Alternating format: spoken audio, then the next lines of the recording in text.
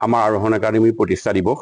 এই প্ৰতিষ্ঠা দিৱসৰ লগত সংগতি ৰাখি আমি প্ৰতি বছৰেই আমি যোগ দিৱস পালন কৰি আহিছোঁ। আজি 21 জুন তাৰিখটো বিশ্বৰ আন্তঃৰাষ্ট্ৰীয় যোগ দিৱস হিচাপে সকলোৱে পালন কৰি আহিছে, আমিও পালন কৰিছোঁ। আমি আৰোহণ একাডেমীয়ে এই দিৱসটো পালন কৰাৰ উদ্দেশ্য এটাই যে আমাৰ ল'ৰা ছোৱালীখিনি এই ক্ষেত্ৰত আগবাঢ়ি যাওক। আমাৰ সকলো ল'ৰা ছোৱালী ছাত্ৰ ছাত্ৰী সকল যোগৰ জৰিয়তে আমাৰ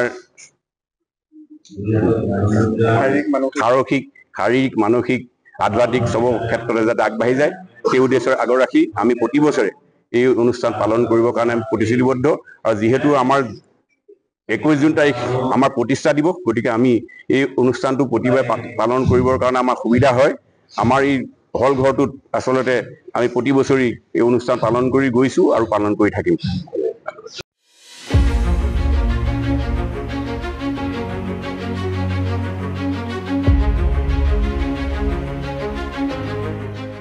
আমাৰ আৰোহণ একাডেমীৰ প্ৰতিষ্ঠা দিৱস।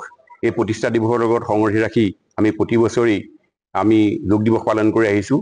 আজি 21 জুন তাৰিখটো বিশ্বৰ আন্তঃৰাষ্ট্ৰীয় যোগ দিৱস হিচাপে সকলোৱে পালন কৰি আহিছে, আমিও পালন কৰিছোঁ।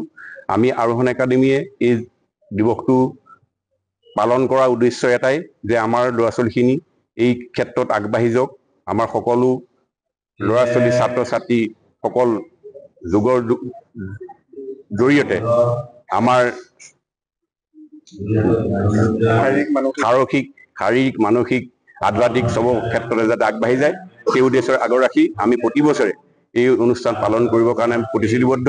আৰু যিহেতু আমাৰ 21 জুন তাৰিখ আমাৰ প্ৰতিষ্ঠা দিৱস, গতিকে আমি এই অনুষ্ঠানটো প্ৰতিবাৰে পালন কৰিবৰ কাৰণে আমাৰ সুবিধা হয়। আমাৰ এই হল ঘৰটোত আচলতে আমি প্ৰতি বছৰেই এই অনুষ্ঠান পালন কৰি গৈছোঁ আৰু পালন কৰি থাকিম।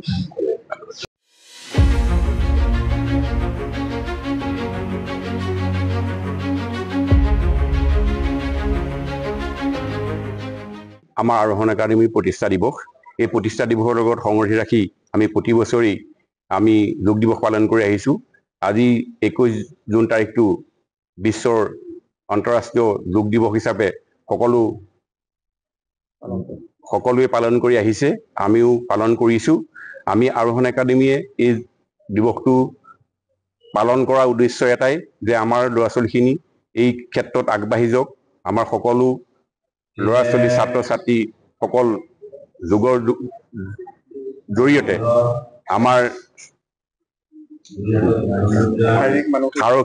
শাৰীৰিক মানসিক আধ্যাত্মিক সব ক্ষেত্ৰতে যাতে আগবাঢ়ি যায়, সেই উদ্দেশ্যৰ আগত ৰাখি আমি প্ৰতি বছৰে এই অনুষ্ঠান পালন কৰিবৰ কাৰণে প্ৰতিশ্ৰুতিবদ্ধ।